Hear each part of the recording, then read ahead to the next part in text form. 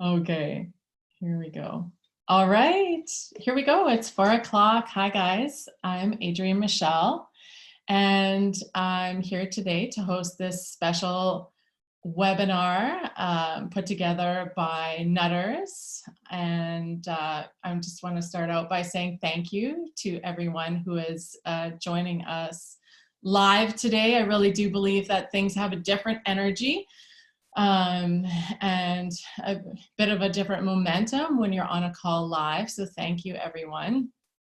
And for taking some time out of your day to educate yourself about the amazing potential of gut health. Actually, I just want to talk a little bit about housekeeping, because I do have Michelle as well as a co-facilitator here from Nutters head office. So thank you, Michelle, for helping make this happen.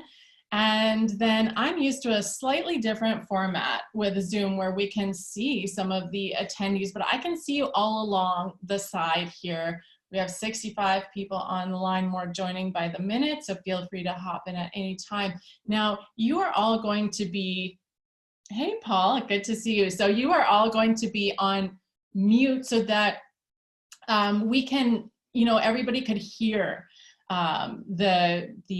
the call, because if people weren't on mute, there'd be a lot of feedback and stuff. But what you can do, because we're going to save some time for questions at the end, you can raise your hand, you can pop something in the chat, and that's how I'd like to start right now.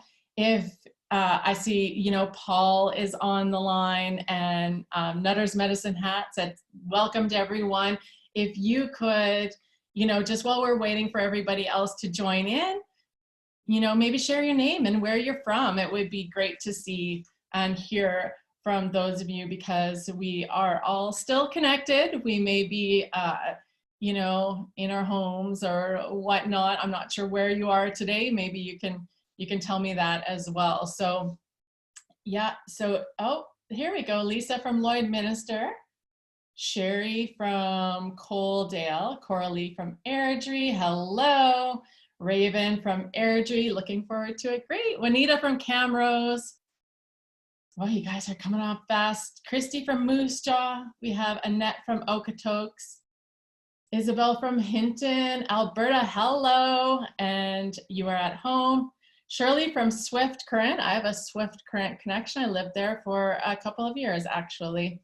Lois from La Flèche. And I'm originally a Manitoba girl, so I'm still learning some parts of Saskatchewan. I'm in Saskatoon today, by the way. Kim from Sylvan Lake, Tanya from Jasper, hello Tanya. Renee from Lethbridge, Kayla from Saskatoon, hello Kayla, you're in my hometown. I guess you could see the sunshine out there. I don't know if it's sunny where all of you are as well. Robin from Airdrie, Twyla from Calgary, hello Calgary. Shirley from Lethbridge, Angela just joined after my day of work. Oh, Wetaskiwin, beautiful. Brittany from Airdrie, we've got a lot of Airdrie folks here. Anthea, I hope I'm saying your name right. Mo from Crossfield, Trish, another person from Calgary here. I also lived in Calgary for a period of time. Okay, Paul, you're in the Okanagan, you lucky duck. Marion from Canmore, somebody from Edmonton, Donna, hello. Patsy from Saskatoon, Red Deer, Kathy from Camrose, great, cool. We've got this oh, Jessica from Banff, got a really cool cross section here. So big round of applause for the prairies, hey? We're out in full forest here. Yeah, so this is great. And again, thank you all for joining me here today. Man, we are in some really unique times. That is an understatement, isn't it? So yeah, hopefully we can connect and learn together today. This is really about empowering and inspiring you to be able to make some health choices that positively impact your life, right? Again, if you have any questions, we'll be taking them at the end. And Yeah, again, thank you to Nutters for, they're doing a really amazing job of keeping their stores open and serving all of us. And, you know, they have some like really ingenious things set up, like delivery, and, you know, you can go into their stores, and I'm sure it's a little bit different wherever you are, but a little round of applause for all the people keeping those Nutter stores open. Goodness knows I've been tapping in here in Saskatoon big time. So before we jump into the call, and don't worry if you're just getting on the call, I wanted to invite you to be completely present for the next hour, hour and a half that we have here together. So if you happen to have your phone on, or you have a bunch of computer tabs open, I'm going to invite you to shut your phone off, to close those tabs, and just be solely focused on what we're doing here today. Because, you know, when we're half in and half out of something, we never really hear and integrate what is, what's right in front of us. And maybe, you know, you wound up here for a reason today. You're meant to hear something. So allow yourself to be completely present.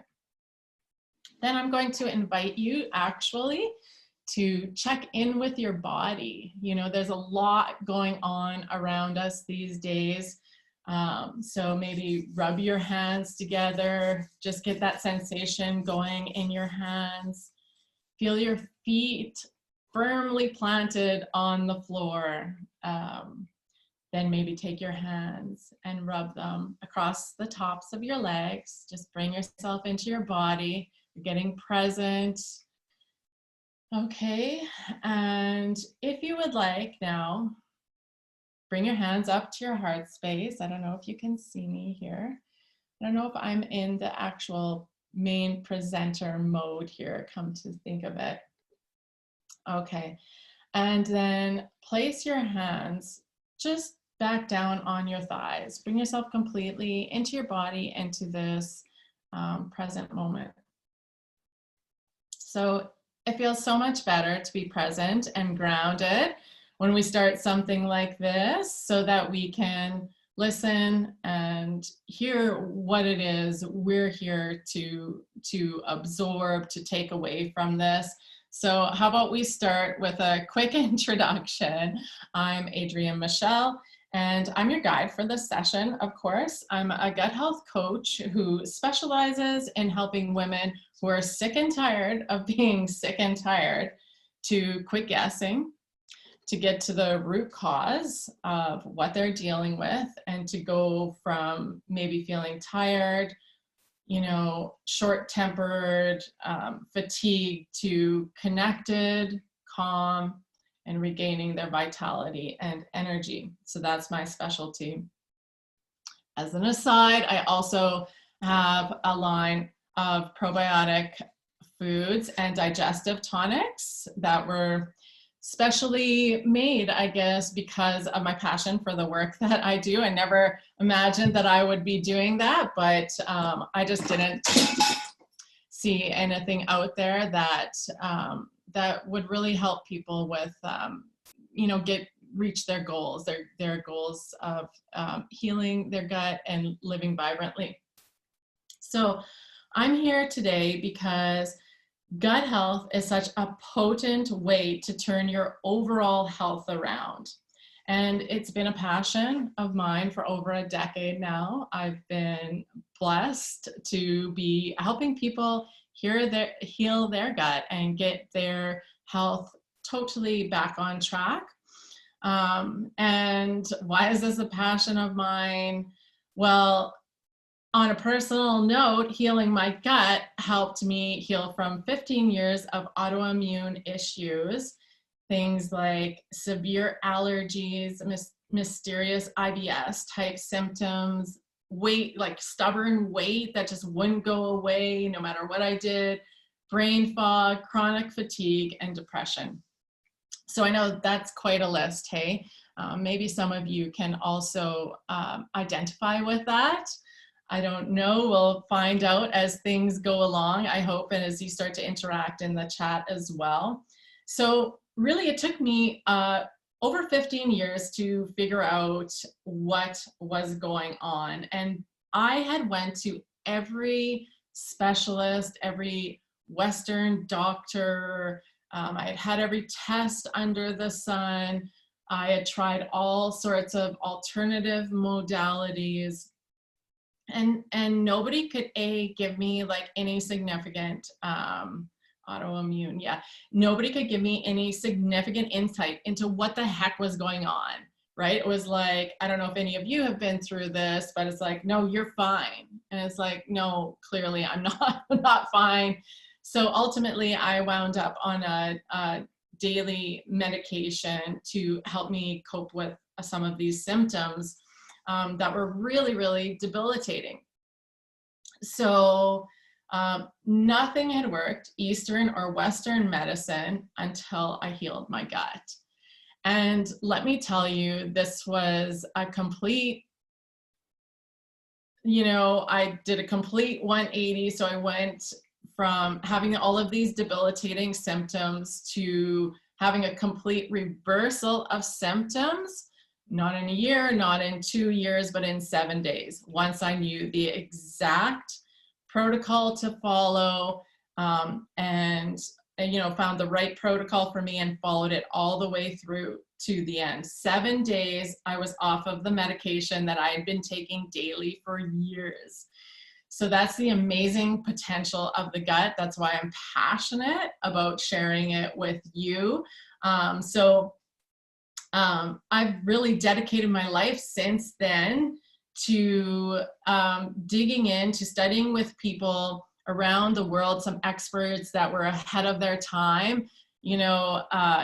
Gut health and digestive health is something that we've heard about, or we're hearing more about today, and it's more top of mind. You hear words like microbiome, leaky gut, gut dysbiosis, these different things like and this idea that all of our health is rooted back to our gut. But back then, this was really like an out there concept kind of thing. But there were practitioners that were ahead of their time, and I've been lucky enough to study with some of them and then be able to bring some of what I learned back and incorporate it into what I'm able to offer people. And that, I believe, is a gift that, that I've been so grateful to be able to share with people since then. So I do that through individualized coaching, one-on-one sessions, because I believe each of us is an individual. There's no one size fits all. And I also do it through education, like these sessions. I like to give back to my community. And so sessions like this, whether it just like tweaks something with somebody or twigs something, or starts you down a path that allows you to experience that complete healing and reversal of symptoms like I did, that would be, my hope, that you're able to take something away from this that helps you enhance your life. So you are in the right place today. If you experience any of those symptoms and any other dizzying array of symptoms that can be related to gut health issues. I mean, there's the more obvious ones like bloating, indigestion, acid reflux, that terrible heartburn that comes up, constipation, diarrhea, IBS, Crohn's, colitis, all of those sorts of things. That's the basket of things that we are really, as a society, we're comfortable, like we've made that connection, connecting it to gut health. But as I talked about earlier, there's all of these other symptoms that, there are connections that are being made, but out in the public, we might not put it all together. So, you're in the right place if you're diagnosed or suspect you have an autoimmune issue, because a lot of them are tough to diagnose, and people go years without a diagnosis? Raise your hand if that's you. It was definitely me. I never ever did get that, you know, definitive diagnosis. You know, if you have allergies, you're in the right place, whether that's seasonal allergies or those sensitivities, those pesky sensitivities, right? Those are so confusing. You know, sometimes I'm good with this food, sometimes not. I feel like junk, that kind of thing. If you experience a hormonal roller coaster, anyone deal with wonky hormones? If your energy is chronically low, that's another sign. If you experience chronic mental health issues, and, you know, maybe it's just that sometimes you feel really, really good and, you know, you're going along, you're just trucking along, and then what happens? You crash, you feel terrible, and you can't quite figure out what the pattern is or what's going on. These are really, really typical of gut health issues. It's just like you're on this roller coaster, and they tend to ping pong around to different things. Like one day you're experiencing this, sometimes it's consistent, but more often than not, you just get one thing, you know, you think you've got the one thing licked, and then the next thing pops up.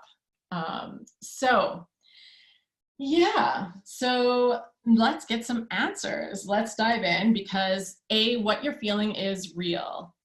Even if you haven't got that definitive diagnosis, the elusive diagnosis, what you're feeling is real. Even if all your panels come back, all the tests come back and people tell you, yeah, it's all good. And B, the other thing is you don't have to live that way. And I'm living proof of that. And that's why I'm passionate about sharing this. So it doesn't matter if you are 17 years old or you're 30, 65, 70, you can feel better and live better when you take care of your gut. Okay, so we have about an hour together today. I'm going to give you all that I've got in that next hour. And at the end, we're going to take some questions if we have time, and I'm pretty darn sure we will. I've got this timed out. And if you stay until the end, you're going to have a chance to win a complimentary one-on-one session with me. Okay, so stick around till the end. If you need to grab some water, a notebook, and a pen, go ahead and do that now. We're just going to jump into things. And you'll also be sent a replay that you can watch, but you have to stay on the call live to have the chance to win the one-on-one session. Okay, guys? So we're going to talk about 3 things today. We're going to talk about why the gut is a hub for your immunity, hormones, your physical and your mental health, what foods help and what foods harm the gut. So that's going to be the second thing that we talk about. And the third thing we're going to talk about is some simple shifts. We're going to focus on 2 actually, but you'll be able to extract more out of this talk as we go along. But some simple shifts that you can implement today that will start improving your gut health. Okay, so I want you to have some actionable things that you can take away, you know, and start doing right away to see some results. So you can expect to leave with some insight into the types of things that support a strong, diverse, and resilient gut. Because basically, we also want to be at the point, the reason I focus on resiliency, and you want resiliency in your gut, is so that, you know, those things, if any of you are experiencing those things that's kind of hit you hard, that you get to the point where you have the resiliency and capacity that, say, for example, if you eat something that usually throws you for a loop, instead of knocking you down for 2 weeks, it's like, oh, I just felt a little off, you know, like, and then you can bounce back from things. So you can do that. I'm living proof of that. And it, you know, if you are off like a whole wide range of foods right now, I have people that come to me that are like, I can basically eat 5 foods right now. You can heal from that, and when you heal your gut and develop a bit of resiliency so that you can start to consume a wider range of foods and have a bit more resiliency again. So let's start with why the gut is so important. And I always think it's funny, we say the gut, but what we really mean is all the microorganisms that populate our body. So that's what's known as the microbiome, right? So we are really in a constant symbiotic relationship with our environment. And if you imagine a night where you are under the stars, you're out camping, maybe you look up and there are all those stars across the night sky. Well, our body is populated with more microorganisms than there are stars in the Milky Way. So I always think like it's just like such a sense of wonder, right? We just think of ourselves as this one thing, but we are really a community. So the microbiome is actually trillions of bacteria, viruses, fungi, and other microbes that live mainly in our large intestine or colon. Our personal microbiome is shaped by our genetics, but it is also really, really strongly affected by what we eat, the type of movement, how much movement we get, whether we get outdoors, our personal health history, and how we live day to day, even how we were born, whether, whether we were born by C-section, whether we were, breastfed as a baby, all of those things really, really affect the microbiome. It starts before birth. Okay, so our microbiome really runs the show. More so than you think. So one example that I always give is that, people who have like these extreme sugar cravings, do any of you have experienced that where you have extreme cravings? If you want to pop that in the chat. Yes, okay. Yeah, so it comes up and it's really intense, right? These insane sugar cravings and yeah, sweet and salty cravings. Yes. Okay, cool. We are on something here, aren't we? So they're so intense and you feel like you can't resist it. And then you end up in the cycle of feeling bad because you're like, well, obviously I have no willpower. Anybody else like get into that little thought loop, right? I have no willpower. Like I'm eating ice cream, downstairs, hiding from the kids again. Kind of thing. Okay, yeah, 100%. Yeah, and you kind of just end up feeling really bad about yourself, but I want to assure you that it is not your fault, okay? So basically, it's not due to lack of willpower. It's actually due to the microorganisms that are populating your gut. And they send these powerful signals, and some people say they drive the same pathways in the brain as drugs like cocaine and heroin. So that's why you feel like a little bit like, I'm gonna freak out if I don't, if I don't have this chocolate or ice cream or get some chips or whatever it is, right? Because for example, candida. Well, we've all heard of people with candida overgrowth, right? Some of the symptoms that we would typically see are cravings for these carby foods. You might have carby and sugary foods like bloating, fatigue, acne, and then some other ones that like often surprise people are itchy ears, if you have itchy ears, and itchy scalp. Those are often associated with a candida overgrowth. So those are some of the things that generally happen when somebody has a candida overgrowth and it's driving these extreme cravings and fatigue and all of that stuff. But the thing is, candida is supposed to exist in the body, but we're just not supposed to have that much of it. So those microbes, they are running the show at that point. If you are trying to implement some new habits, or you're trying to heal some of the stuff just by hanging on by your fingernails, like sheer willpower, it's really difficult. So some of the shifts that we'll talk about later will help you repopulate the gut with those beneficial microbes, and those cravings, they just honestly, they just completely disappear. And I experienced that myself when I healed my gut. I realized it's kind of funny. I said to my husband, okay, this is a big truth bomb here. This was a long time ago. I said, I just looked at him one evening in the summer and I said, I haven't asked you to go and get ice cream for like weeks. And, you know, I hadn't actually even thought about it. But before that, if I'd ever tried to, you know, reduce refined sugars and stuff in my life, I just felt like I had to rely on sheer willpower. And that only goes so far. So we really want to get those microbes working for us, right? And we're having this beneficial symbiotic relationship with these microbes in our gut. So what about immunity? That was something and is something that's often brought up. I mean, 80% of our immunity is rooted in our gut. It is the soil of where so many things are nurtured.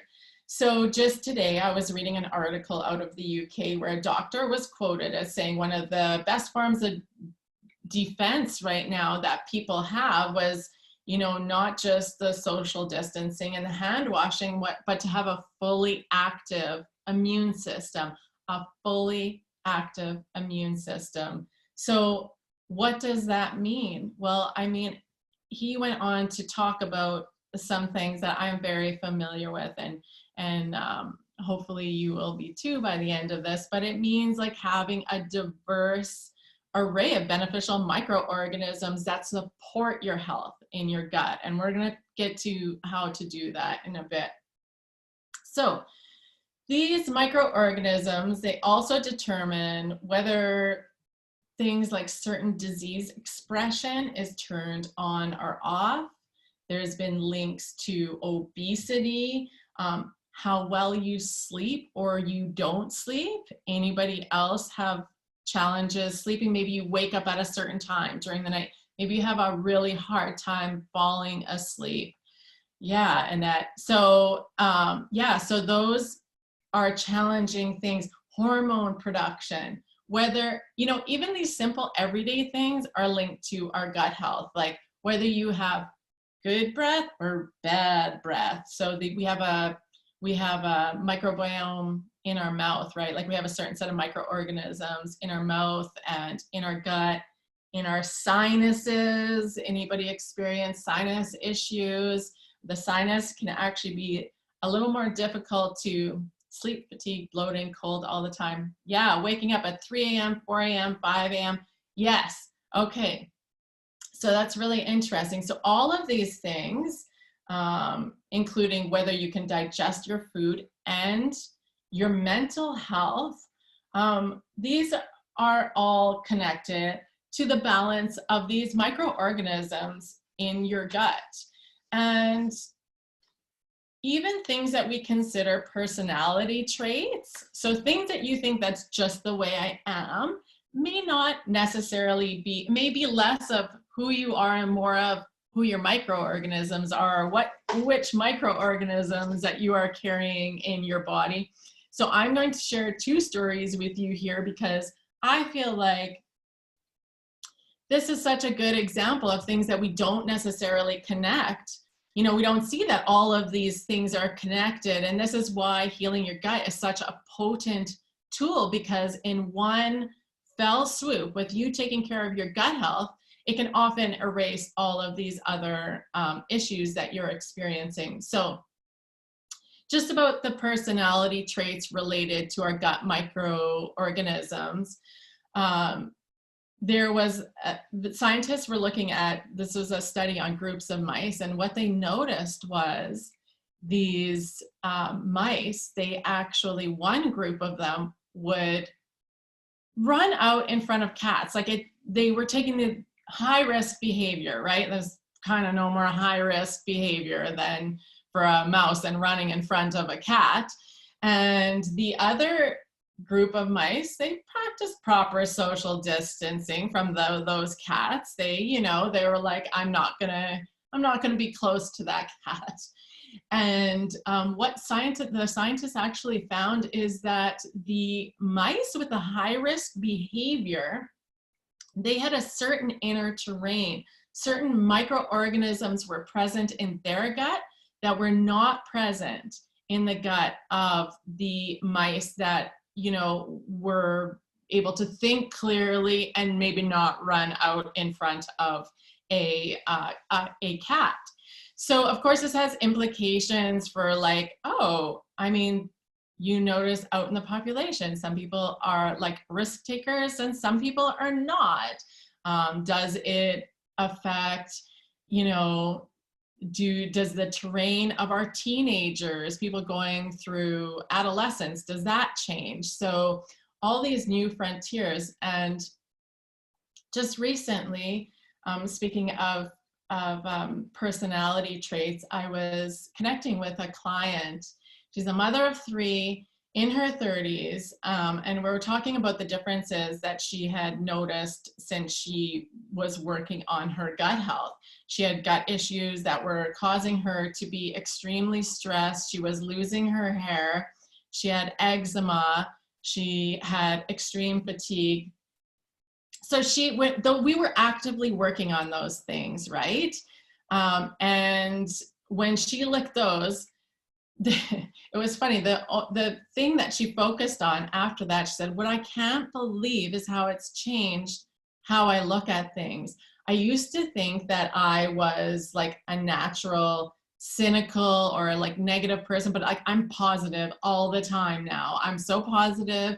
I see the world differently, and this just really blew her away. But you know, the changing our inner terrain can change everything. It can be a game changer on so many levels. Like imagine if you're able to, you know, have a good night's sleep. If your hormonal issues like your PMS or menopausal issues alleviate, if you stop waking up in the middle of the night, those autoimmune issues or allergies reverse, you know, all of those things, it's going to change things for you. And there is a bidirectional communication going on all the time between our gut and our brain. They are sending signals back and forth. So it makes perfect sense that our mental health is intimately related to our gut health. So, what is the ideal balance of your inner ecosystem? Let's talk about that for a minute. So ideally, we would like to have 90% beneficial microorganisms in our gut and 10% pathogens. But in this scenario where this, you know, the bulk of the microorganisms and 90% are beneficial, those pathogens, Candida, E. coli, things that we would typically put into that bad guy category, they are completely neutralized, actually. So they don't affect us in the same way. They're kept completely in check. So here's the thing, that we want this 90-10 division of these beneficial versus these pathogenic microorganisms, but due to like a number of things like the way we live, what we eat, the amount of stress that we're under, lack of connection with nature and getting outside, that balance has shifted for most people. And they're living with like 90% or like the bulk of their microorganisms being pathogenic, and then the smaller amount is the beneficial. Well, it's really hard for them to, like, you know, set the tone when they're outnumbered by those pathogens. And so when that is reversed, that's called gut dysbiosis. That means your inner ecosystem is out of balance. That's what gut dysbiosis is, just a fancy way of saying that. And what happens is, over time, these tight junctions in our gut, essentially our gut lining, these tight junctions start to move apart.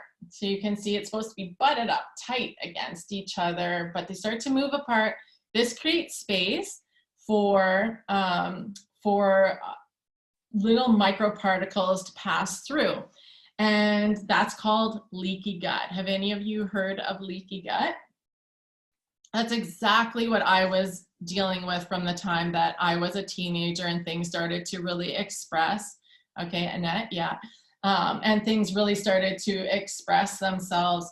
It leads to a cascade of other issues. Yeah, okay, Lois, great. Has also heard of it. So when those tight junctions move apart and those microparticles start flowing through, you know, our body sets off this like 5-alarm fire bell. It's saying like alert, alert, alert, something's going on. Well, that alert, alert, alert looks different for each and every person out there. That's why no two people, Joanna, I'm gonna get back to you at the end for sure, okay? So no two people will have the same set of issues. You know, for some people, it might start out as just fatigue, allergies, then they notice they're bloated. Later, it cascades into like rheumatoid arthritis or whatever. It's going to depend on a number of different things, like how long it's gone on for, but each person is going to look completely different. And I think that's part of the problem with actually getting a solid diagnosis on some of these things. Like leaky gut has been in medical literature for a very long time. It's been recognized for a very long time, but today in our Western medical system, it's not something that's, you know, identified as a diagnosis. So yeah, so what I wanted to say is that some people think when these autoimmune issues arise, you know, and these alarms go off, they say it's the body attacking itself. And I don't ascribe to that at all. Our body is always working for us, in our favor, providing data, okay? So, you know, it's providing clues as to what's going on. So you feel tired after you eat, that's a clue. You have PMS or severe menopausal issues, that's a clue. You have allergies, that's a clue. Constipation, that's a clue. Yeah, so it's going to manifest different for everybody, but it's giving you clues as to what's going on inside your body and what action you can specifically take. Sometimes it takes some time to figure it out, and it's often helpful to have somebody help you decode things, because I always say if you're in the middle of the forest, like you see the trees that are right in front of you, right?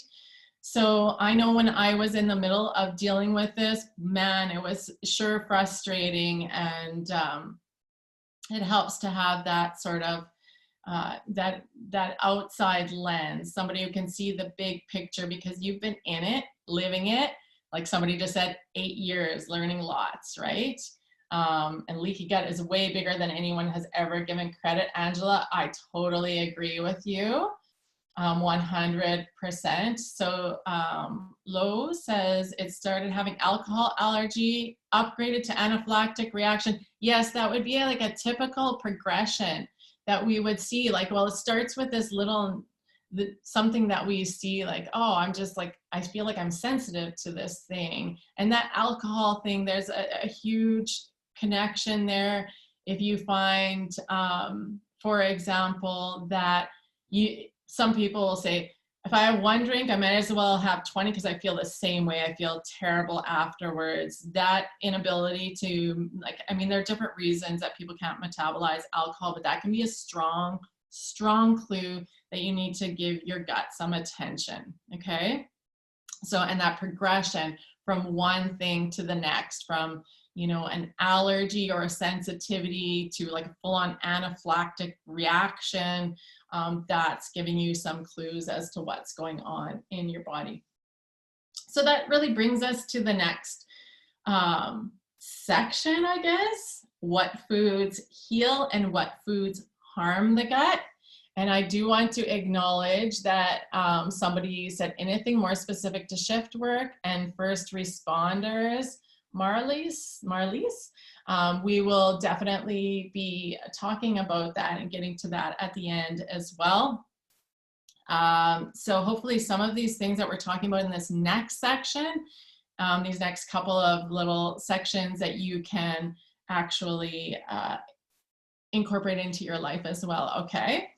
So yeah, so what foods heal and what foods harm? Well, this is going to be very dependent on the person. So for example, if you have a leaky gut, high fiber foods may be actually super detrimental to you. They're just simply too hard to digest, right? So I always say there is no one size fits all. However, there are some basic criteria, I guess, that we can, you know, we can make some generalizations, because, you know, we have to get you figured out. If you have like chronic ongoing issues, we want to look at your history, and then we want to look at something very, very specific for you. But in general, we can say that there are some foods that encourage the growth of pathogenic microorganisms and cause upset to our system. Even actually iron supplementation can be problematic for people. It can cause an overgrowth of pathogenic microorganisms, but more often than not, things like candy, sweets, food with dyes, and then what I call hyperpalatable foods, you know, these foods that are actually designed to be, like they're usually highly refined and processed foods. Chips, supermarket breads and pastries, all those sort of like fast foods, they're meant to be digested super, super quickly. It's like straight into the bloodstream. They hit certain parts of our tongue. They contact certain areas of the tongue, for example, that light up certain pleasure centers in the brain.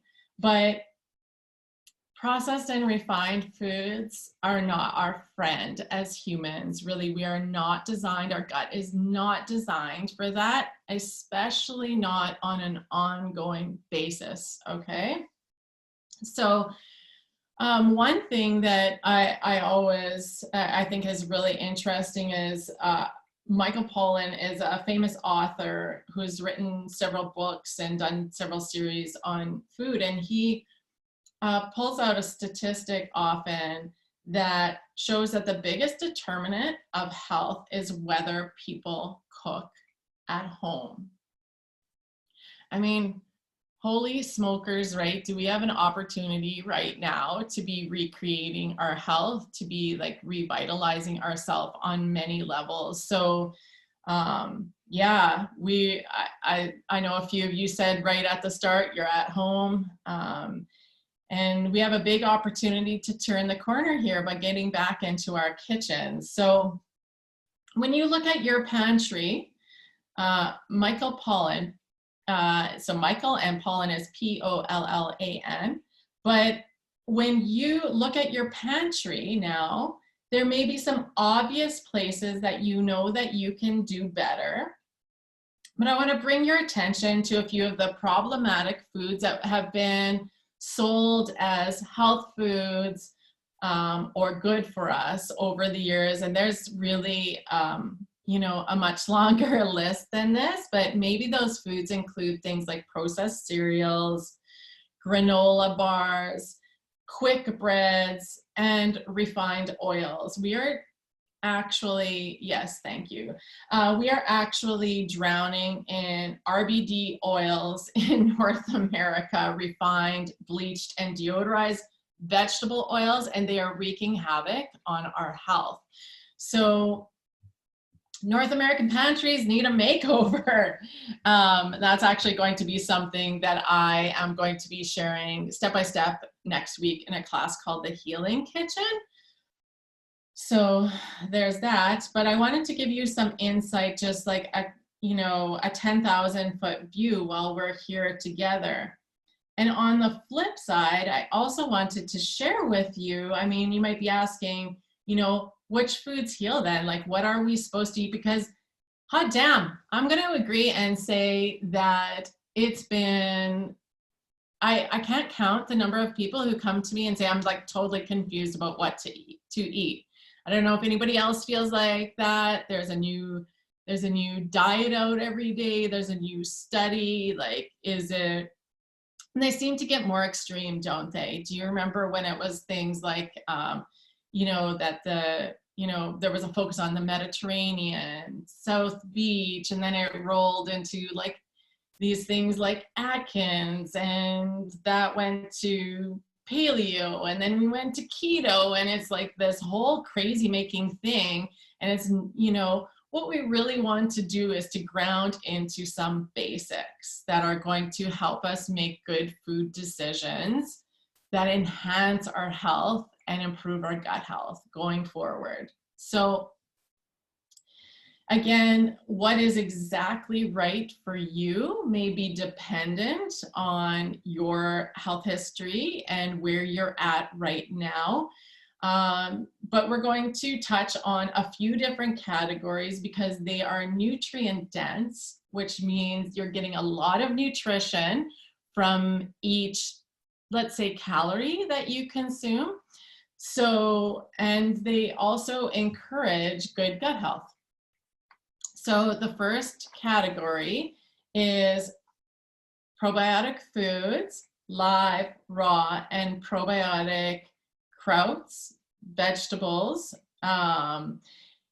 pickles, and these are different than things that are heat processed and canned. That's the first thing I want to say.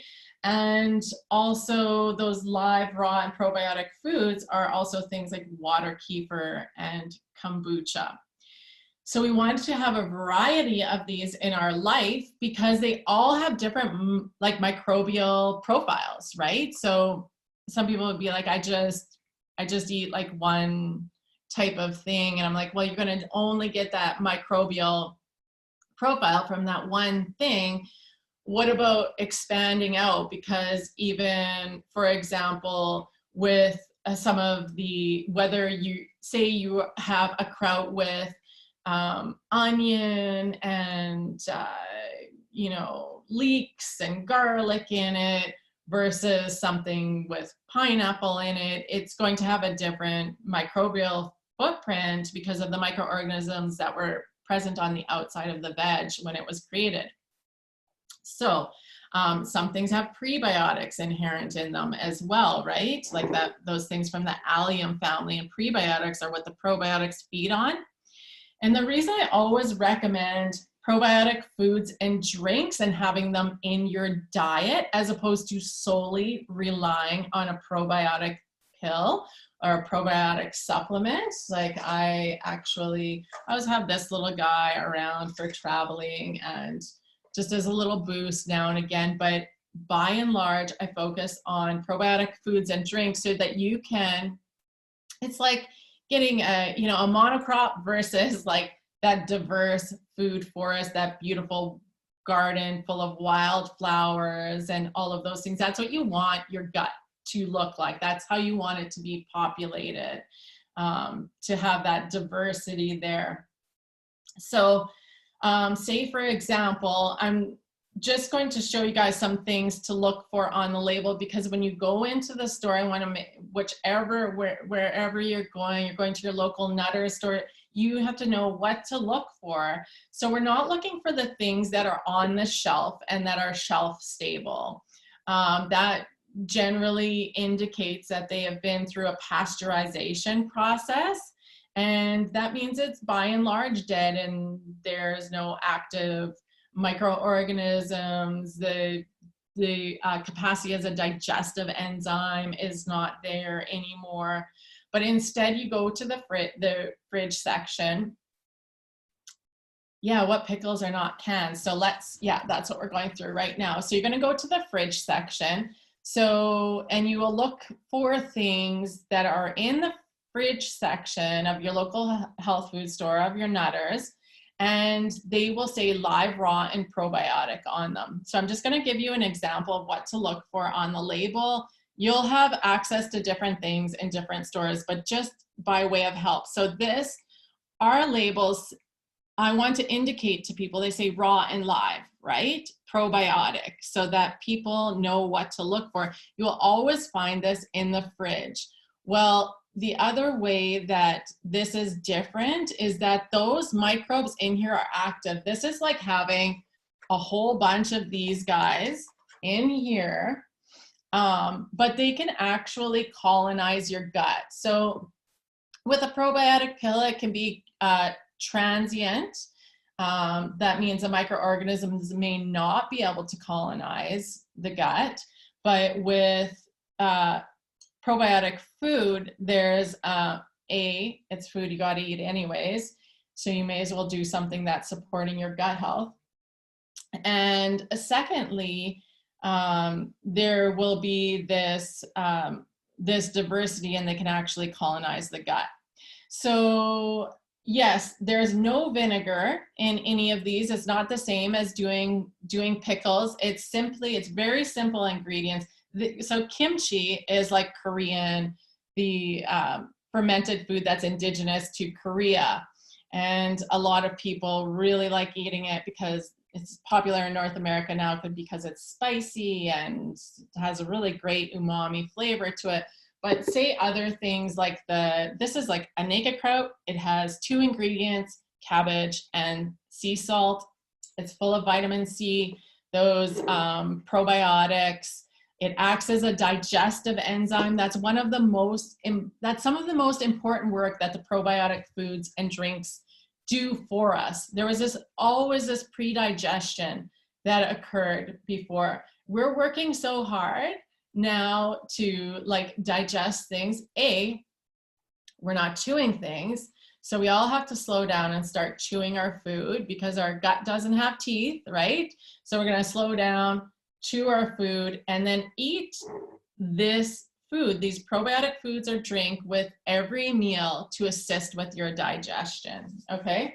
So, so that first category, we're going to talk about how much of these foods do you have to eat to be beneficial. That is a great question, and we're going to talk about it in a couple of minutes. I'm going to get right to that. So the second category of foods is properly raised meat and bone broth. So we're talking about sustainable, grass-fed, all of those things, because you're eating what your food eats, right? So, and if you're a vegetarian, that's fine. If you are an omnivore and you're upgrading and you want to make sure you're nurturing your gut health, you want to make sure that you are buying and consuming properly raised meat, and that maybe bone broth is a part of your life. The collagen and gelatin and minerals inherent in there. Remember when we talked about that gut lining moving apart? It can provide the building blocks for our gut to heal and seal. So healing and sealing the gut lining is part of what we want to do. And bone broth can be a great building block to that. So we talked about some of those refined, bleached and deodorized oils, vegetable oils. Now, instead, if you want to upgrade, we want to turn our attention to traditional fats, things that our ancestors have consumed since the beginning of time. So things like olive oil, coconut oil, ghee, schmaltz. Schmaltz is chicken fat, tallow, and lard. These are all ancestral foods, and our body recognizes them. And then the last category is properly prepared vegetables. And I say that because it's going to be different for each person, and it's going to be different seasonally. So I am not one of those people who tells you to drink a smoothie in the middle of the winter. No dice. That is out of sync with our seasons here in Canada.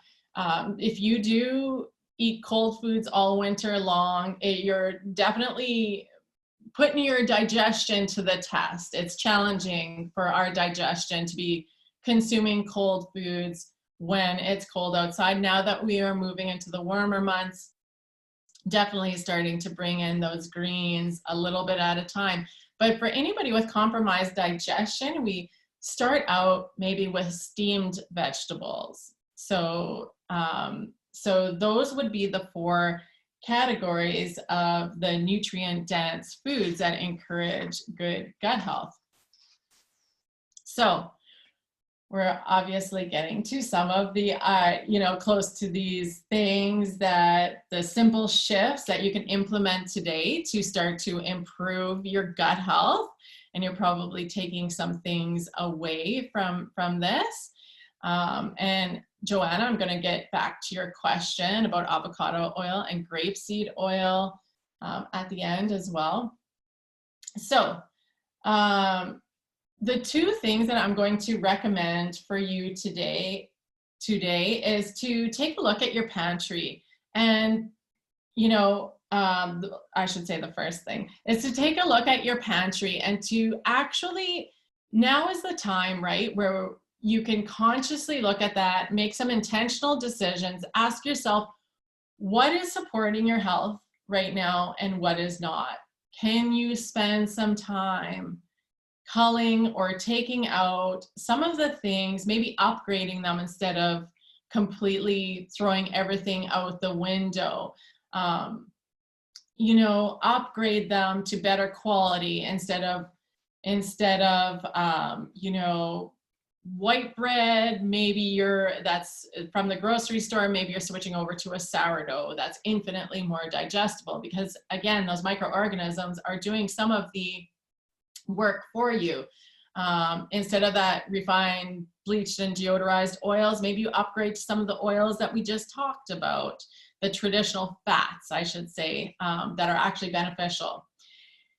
So take a look at your pantry, see what is serving you and what's not, and start to give your pantry a bit of a makeover. The second thing that you can do is I'm going to invite you to add probiotic foods to your diet consistently for 30 days. So this is going back to Stacy's question. If you have never consumed probiotic foods before, like the krauts and properly fermented pickles, kombucha, water kefir, you can start with as little as a tablespoon and work your way up to a 1/4 cup with each meal. So a 1/4 cup with each meal would be what I would consider to be a therapeutic dose. And you can, have a bit of diversity there. I eat a little bit of kraut with each meal because, again, it acts as a digestive enzyme and it's repopulating my gut with beneficial microorganisms. And Laura, I will get back to your question right away. So actually, let's just address Laura's question real quick. She said, when you first tried fermented foods, did you get major headaches? Everybody's going to react differently.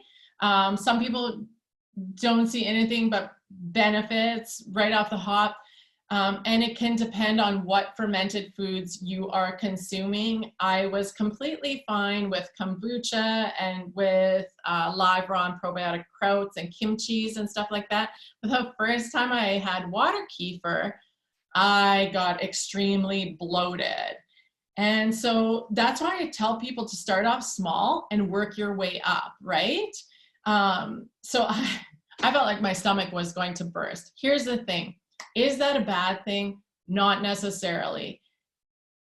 It was a little tummy turf war that was going on. Those good microorganisms came in, started a die-off, a bit of a die-off. They were cleaning house, getting all of the pathogenic microorganisms, sort of sweeping them out, and they're starting to repopulate my gut. So I got a lot of bloating the first time I tried water kefir. So again, that's going to be different for each person, how you know, you experience these things, and some you may be just fine with, and others you may be, you get a bit of bloating or whatnot, but that's not always the case. Raw apple cider vinegar is definitely a source of probiotics as well. You can take a shot with your water in the morning if you want. There is another thing that we make, this digestive tonic, you know, so you could do raw apple cider vinegar yourself with some water in the morning. This digestive tonic is raw apple cider vinegar, local honey, lemon juice, freshly squeezed lemon juice, and cayenne pepper.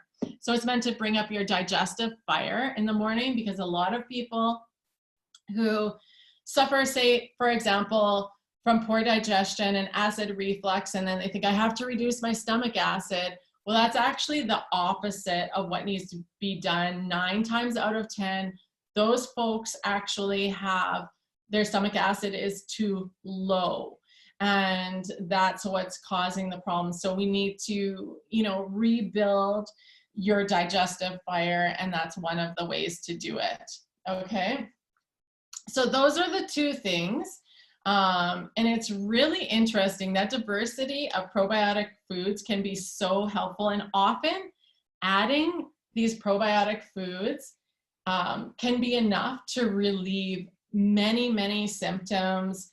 Things like constipation, that's one of the first things that people tend to get over right away by adding probiotic foods. And I mean, it's something that a lot of people don't. I talk about it all day long.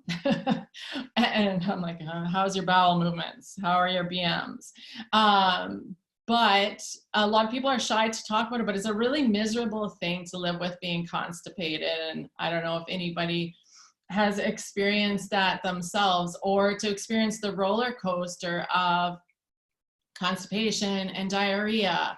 And often, you know, women will experience that with their cycle as well. But adding the probiotic foods in will help even out your hormones and help even out that cycle of constipation and diarrhea. So yeah, so just the simple act of adding these probiotic foods can relieve such a vast array of symptoms. It's amazing. Actually, each January, I offer a free 30-day probiotic challenge.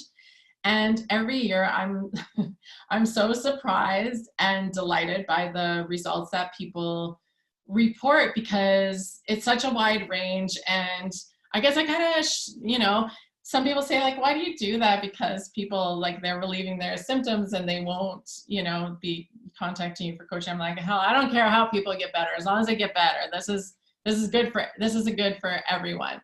So, you know, this year it was everything from relieving things like acne, PMS, you know, constipation, diarrhea, all of these different things.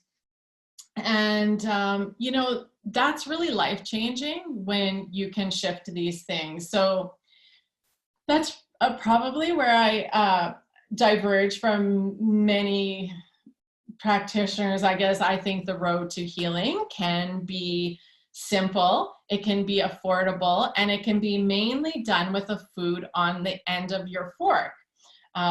Like I said, some supplements can be helpful. A probiotic, in the right circumstances, L-glutamine, cod liver oil. Somebody in the chat mentioned collagen. Definitely that is something that helps to heal and seal the gut lining, can be soothing for a leaky, you know, when you are trying to heal leaky gut. But for the most part, you can heal right in your own kitchen. So I'm going to challenge you to choose one area that you can focus on. You know, whether it's looking at your pantry with fresh eyes and cleaning it out and reorganizing things so that you've got yourself set up for success, right? Or committing to eating probiotic foods for 30 days. So maybe you're going to choose both. Is, you know, if you guys can pop that in the chat, let me know if you are, you know, planning to incorporate any of that or anything you heard into your daily life. So we've talked about 3 things today. And we're going to take some questions right away. But we've talked about three really important things, actually. Why the gut is a hub for your immunity, hormones, your physical and your mental health. Number two, which foods help and which foods harm your gut. And the two options, the two simple shifts that you can implement today to improve your gut health. And it really is that easy. Remember, you're empowered to change your health. Your gut microbiome can actually completely change in 4 days. 4 days. And when I look back at that 7 days it took me to completely, kick the majority of those symptoms, I think there had been a full turnover of cells of my gut lining. And because I was following a protocol so closely, 4 days is amazing. Will the incorporation of fermented foods help with chronic constipation? You betcha, it sure is. So I love to keep things very simple but effective. And I would say, like right now we're in extraordinary times and we can take some extraordinarily simple measures. And I would like to see you come out of this period of time even healthier and more resilient than you were when this all started. So if that resonates with you, you can feel it in your bones and you're ready for a change. We're going to post a link in the comments here for a special 3-part series that I'm offering only to people on this call, to Nutters. It's exclusively for the Nutters family. It really does feel like a family. Sometimes they do so much for their community. And there's 20 spots available. I've opened up my calendar for 20 spots. That's all I can take right now. So that link will be available for 48 hours or until those 20 spots are filled, okay? So I'm going to invite you, if you want, to go over to that link and check it out and sign up. And if that's right for you and you're like, yeah, man, it's time for a change. I really need to do something about this. Otherwise, I want you to make sure that you implement some of what you learned today. Take those actionable steps that are going to make a difference in your life. And I am going to get to these questions. And before I do that, I want to thank each and every one of you for taking some time for yourself today to learn about the importance of gut health, because it can be life-changing. And I also want to thank the folks at Nutters. I'm so grateful for them connecting this amazing community of people. So I'm going to scroll back. You guys bear with me. I see somebody here said that they've started ACV, lemon juice, and cayenne pepper in the morning. That is fantastic. So Christina B said, I have a few questions. Is Whole30 good or too extreme? Have you heard of Plexus probiotics?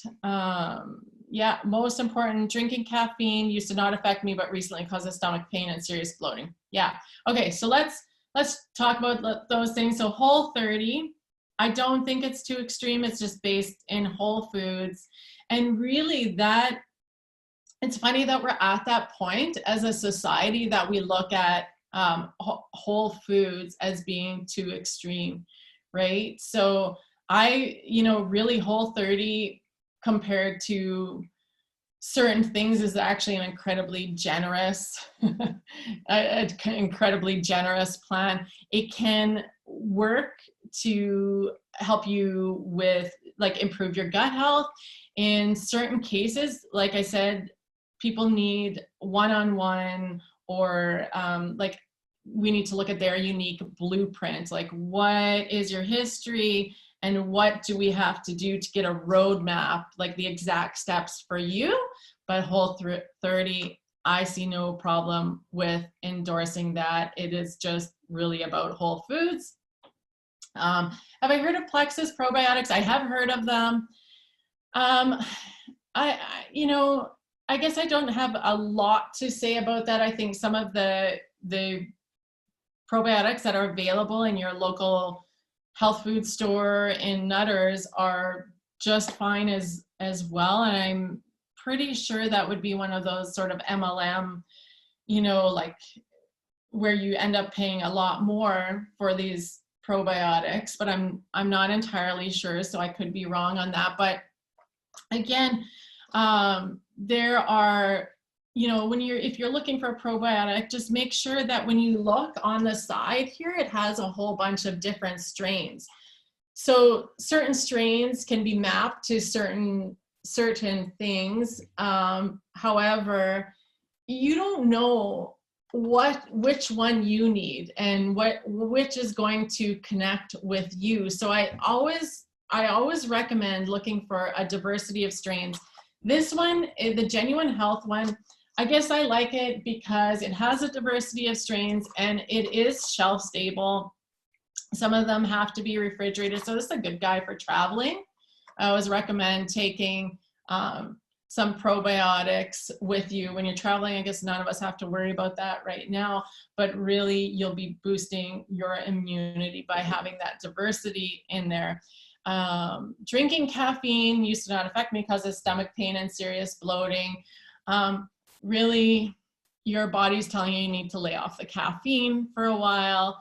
Some people, once they get off of coffee, because it's causing them stomach pain, you know, or whatever, they might notice other symptoms, like it caused anxiety for them. Or for me, what I noticed when I was off coffee long enough and then I went and had a coffee was that it caused like muscle cramping. So I'm like, oh, my muscles are all tight now. So once you start to take off some of the layers, you heal your gut and you're eating whole foods, you can actually, your body becomes a North Star. You know what's going on. You're like, oh, when I eat, you know, when there are crappy oils in something, I break out here. Or when I eat corn, I get itchy on my back, and your body becomes a map. You know, somebody doesn't even have to tell you what's in the food, and you'll know that you're, you know, something you were sensitive to was in the food. Okay, so Mind Valley, should you eat the fermented food or drink prior to eating your meal? You can eat it before, during, or even after. When it comes to, say, like around Christmas time, I always tell people if you came home from some sort of like Christmas party or from the office and everybody's had like all this food you don't usually eat is out there and you're feeling bloated and uncomfortable, you can even have it afterward to help you more quickly process and digest those things that are giving you discomfort. Joanna, I hope you found the link there. Do I recommend any type of light cleanse to help kickstart the path to a healthier gut while also including the probiotics? That's Brittany.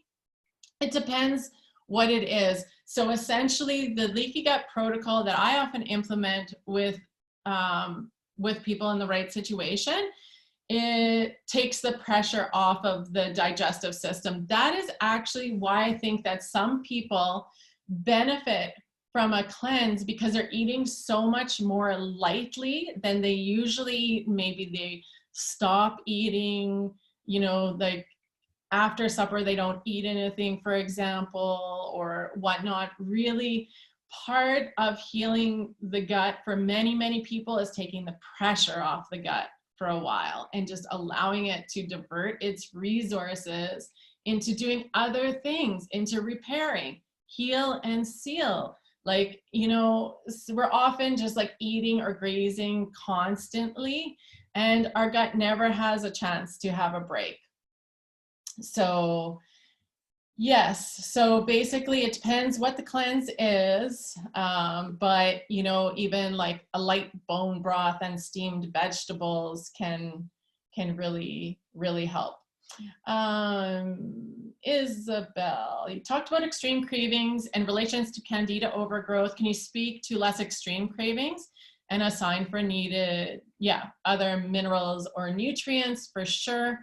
Definitely, you know, it's so unique, but you're definitely getting signals if you are having cravings. So for example, a lot of women will crave chocolate before they menstruate, and that's often a sign of a magnesium deficiency, because chocolate is high in magnesium, maybe due to gut imbalance, but if it's cyclical like that, it may also be due to magnesium imbalance or lack of magnesium. So I'd have to know a little bit more about what's going on for you. You could also feel free to check out the link that was posted there, because that will help us go step by step through what is going on for you, and then your like a roadmap specific to you. Can you make your own kombucha, kraut, etc.? This is from Lois, and heck yeah, that makes me happier even thinking about it. I always think, you know, the more we can learn and do in our own homes, even if you are doing it sometimes and not all of the time, is an improvement. These are skills that we will have forever. So say you made a big batch of kraut and you had some, you know, lasted you 3 months, and then you ran out and you had to go to Nutters, for example, and you get some to fill in the gap because you're at a busy point in your life. That's fine, you know, that mix and match. But when you make things in your own home, you are actually getting the unique microbial footprint. Our homes have a unique microbial footprint. So I think you are inoculating things with the microbes on the outside of your skin, and then you are creating something that is unique for you and to you. That's actually why I think that homemade kombucha is so potent. Now, the second best thing, other than making it for yourself, is to buy locally. Okay, so then, you know, you want to get something local so that what is being fermented and created is with microbes that are indigenous to your region, because that's going to create some like a synergy and a resilience with your local environment, right? That's why we want to have a synergy with those microbes. It's like when you go to Mexico and you get sick, that's because you do not have a synergy or a tolerance for those microbes. So we want to have like the greatest tolerance and capacity for microbes from our own area, right? Does that make sense to everyone? So, do you slow cook your bone broth or pressure cook? Well, I slow cook it or make it in a big stock pot. And some people do the Instapot thing. There is some evidence that it breaks down some of the components a little too much, like the collagen and gelatin. But you know what? I would still think if it's between that and not making it at all, I would do the, you know, if it was Instapot or not at all, I would do the Instapot. So cook your, you know, make your own stock. It's so easy, guys. It's very, very, very simple and healing. So I mentioned prebiotics. What do I recommend? I recommend that you get your prebiotics from food. So things from the onion family, like allium family, sunchokes, green bananas. Prebiotic just means insoluble fiber, or certain types of insoluble fiber, and they are food for the probiotics. So it helps us to have prebiotics and probiotics. That's why some of the krauts that we make have those prebiotic fibers in them, because I want those probiotics to colonize your gut. So should I switch from milk kefir to water kefir? Not necessarily. You could do both. If you can tolerate dairy, and a lot of people can't tolerate dairy, can actually tolerate dairy kefir. That's dairy kefir is like the powerhouse. It's very potent. Probiotics are contained in milk kefir. In water kefir, there's just a different microbial profile. So why not drink them both? And especially if you're up for the challenge of making both right now. I mean, we're all at home. A lot of us are anyways. So yeah, introduce that and let me know how it goes if you do. Stacy, can you eat too many probiotics? Well, You know, so I think it depends on where you're at. If you've never had probiotic foods, you may get a bit of that die off, like I said, if you eat too much too fast and it gives you bloating. I don't generally recommend, say, kombucha for children because it's very stimulating. So I would recommend water, kefir as like a probiotic drink of choice. So, so other than that, introducing them slowly, you're just going to build up more and more of a tolerance, right? Generally think about it. So yes, most of the stuff that we've seen in the past, our past generation on the tables were canned, like heat processed foods that were canned in the fall. But traditionally, this is a condiment, right? So a little bit on the side. So I guess I would say, don't worry about it, but think about that this is a condiment, right? So a little bit on the side with each meal helps you digest and, you know, get that infusion of beneficial probiotics. Okay, Lois, eliminate multivitamins, B complex, healthy greens. Not necessarily. I mean, it depends. If you are on if you're starting a leaky gut protocol at the beginning of those things, I help walk people through which supplements may be helpful and which ones are not necessarily helpful at the beginning. I do love me a good B vitamin and many of my clients use a B complex and it just really helps with their energy. Healthy greens, especially in the winter. I mean, yeah, so the answer is it depends on what's right for you. Isabel, we started baking sourdough, which is a healthy food, but as a result, I'm eating more bread. Is that bad with sourdough? I am with you, Isabel. We cranked up our sourdough starter. As many of you may know, there seems to be like a worldwide shortage of yeast. I think that's beneficial because a lot of people have tried their hand at sourdough, which is more digestible. And the reason it's more digestible is because those microorganisms, they go and they eat up the gluten. They eat up a lot of the gluten. They pre-digest it. They pre-digest the grain. That's why people did not have sensitivities, part of the reason that people did not have sensitivities to things like bread previously. It's like, why could my great-grandparents eat like bread, but I can't? Well, the process was totally different. The grains themselves were totally different. Most of the wheat these days is bred. It's actually being bred to have a greater protein content. And I don't necessarily think that there's anything nefarious about that. It was just that as things became more and more mechanized, more and more industrialized, that higher protein meant a faster turnaround on the bread. So good for business, bad for our gut, right? Our gut actually needs slow food.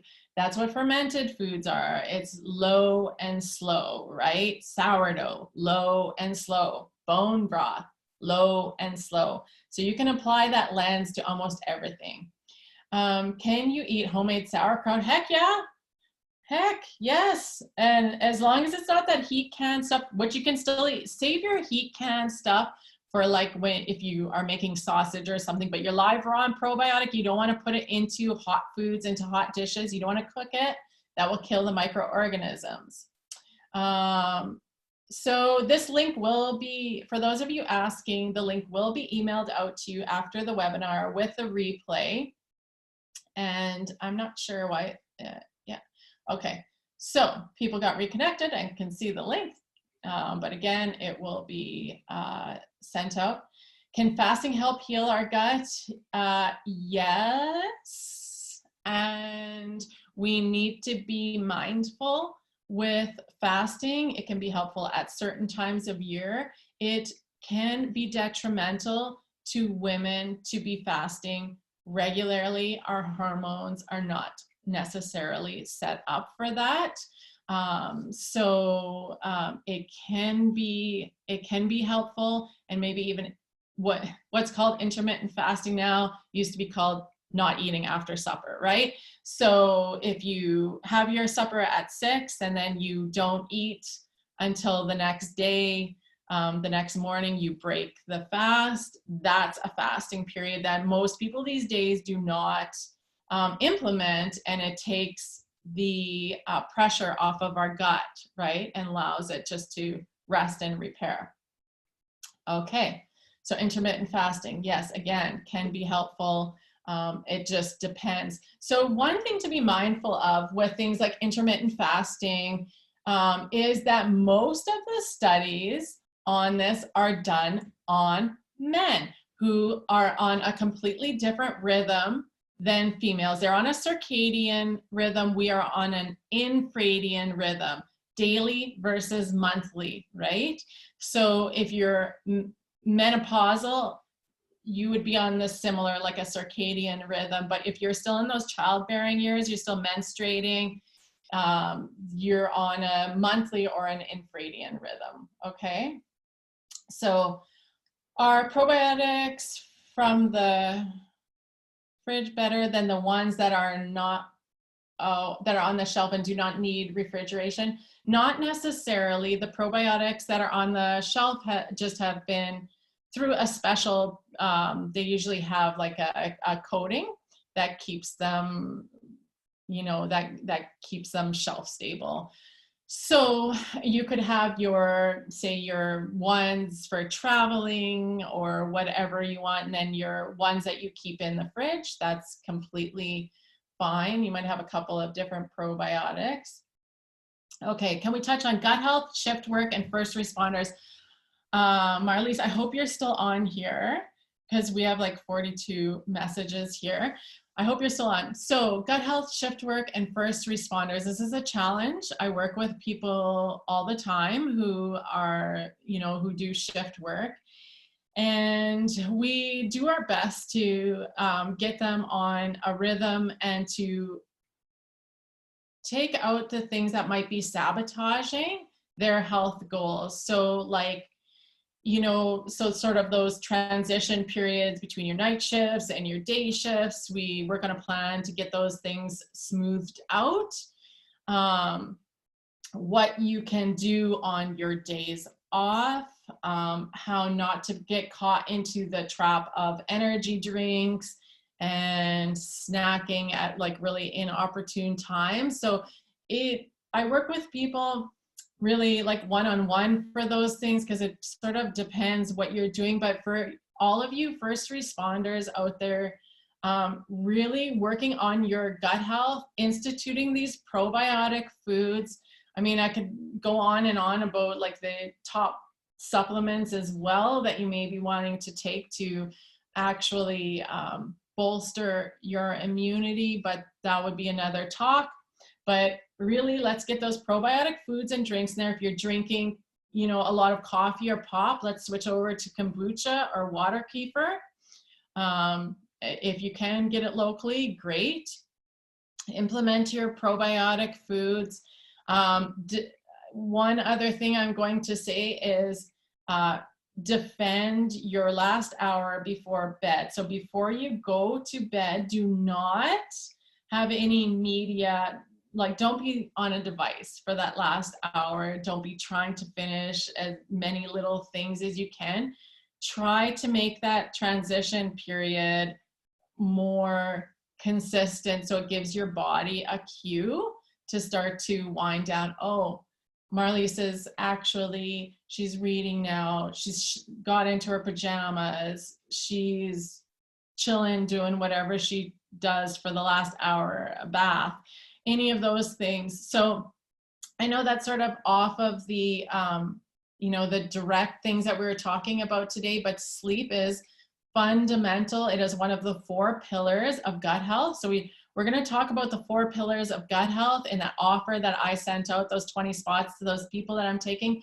We are going to go through the 4 pillars of gut health and figure out how to implement each of those pieces in your life, a way that works for you. Okay, so I hope that helped.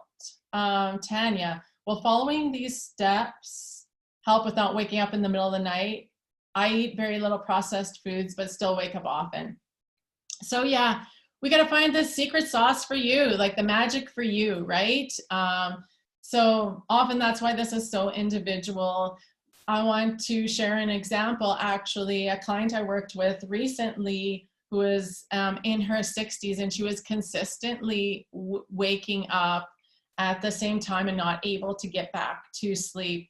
And she ate a pretty healthy diet, but we tweaked her diet. We tweaked her bedtime routine, her nighttime routine.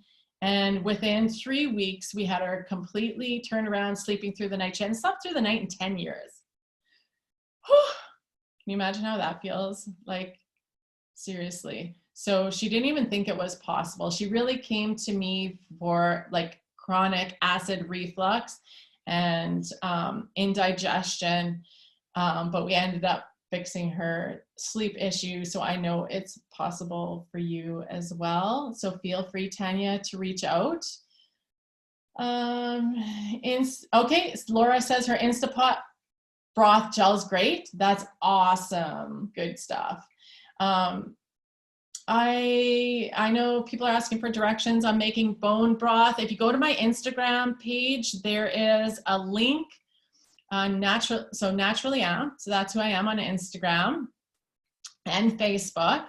And on Instagram, there's a link in my bio for a series called The Healing Kitchen. And in that series, we are going to go step by step through how to make ferments and how to make bone broth. Okay, we're going to kick off with those pantry upgrades that I talked about earlier. And then the second one is how to make bone broth, a skill you'll have for the rest of your life. And the third one is how to make your own fermented foods at home. So if any of you want to check that out, the link is in my bio on Instagram. I'm doing a pay from the heart on that one, where there are 3 different levels that you can get in on at depending on your current financial situation. I want to be sensitive to what's going on out there in the world. Okay. I make my own milk kefir with whole milk. Is it better to make it with raw milk? Well, heck, do you have access to raw milk? If so, you are one lucky ducky, because that is mainly prohibited in Canada. As we know, we don't have access to raw milk, even though they do have access to it in the States. It would be nice if we could see that happening here, but we can only access pasteurized, homogenized milk here. Now, maybe the Nutters close to you has organic, unhomogenized milk. So homogenization is the process where we force the milk through an ultrafine screen to break up the fat globules. That's why you don't see the cream rising to the top. That's what homogenization is. But if I had, yes, I would make it with raw milk if I could. Donna, a lot of this applies to me. I appreciate you taking the time. Okay.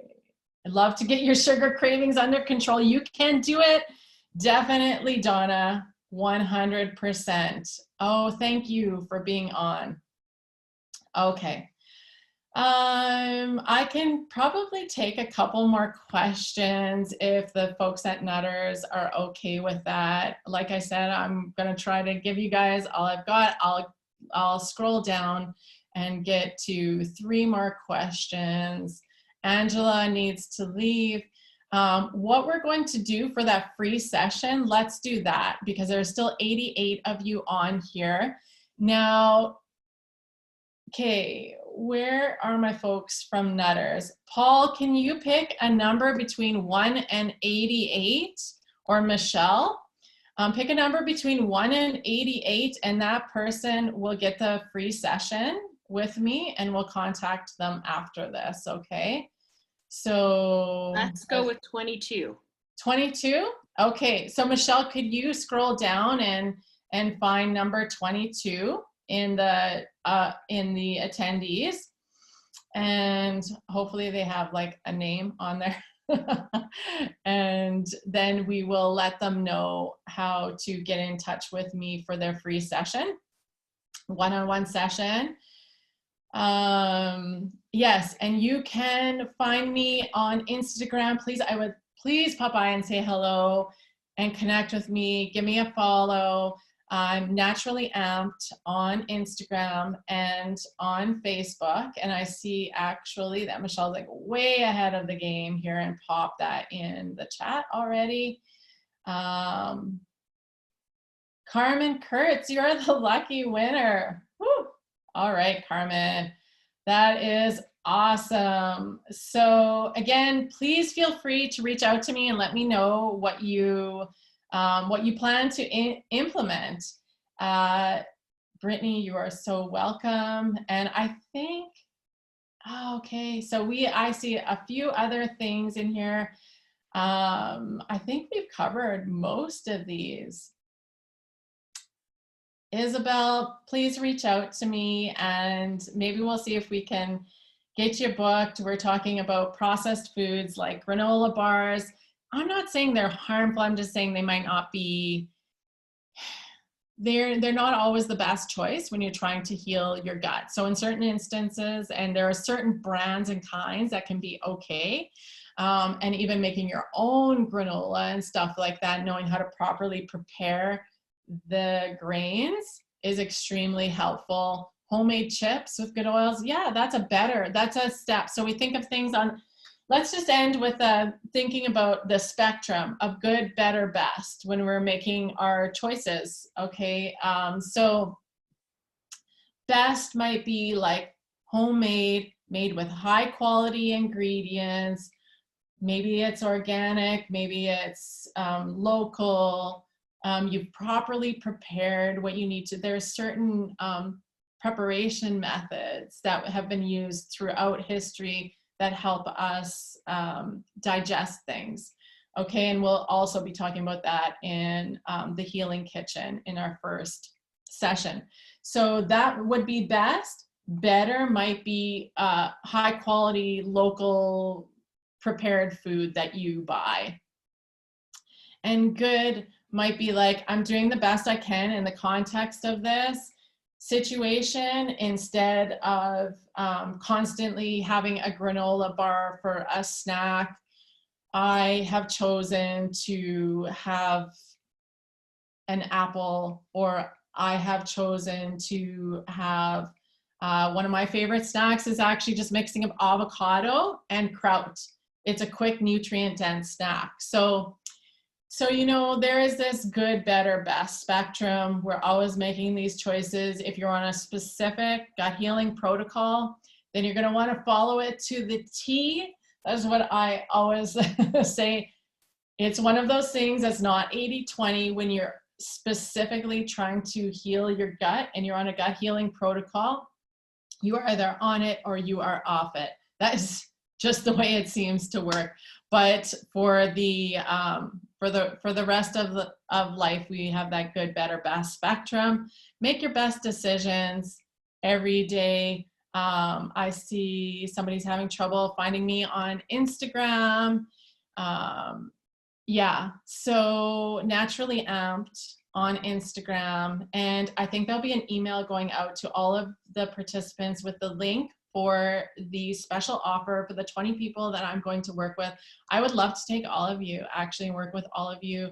This is all I can fit in right now. So I want to open that up to 20 people. And again, that offer will be available for the next 48 hours or until those 20 spots are full. And, but you know what, keep in touch with me on Instagram and Facebook. Yeah, maybe you'll even find me popping up in your local Nutters store for a session or for another one of these webinars. I want to thank you all for sticking with this today and for taking care of yourself and your own immunity and health. So again, take care, guys. Thank you so much. Bye now.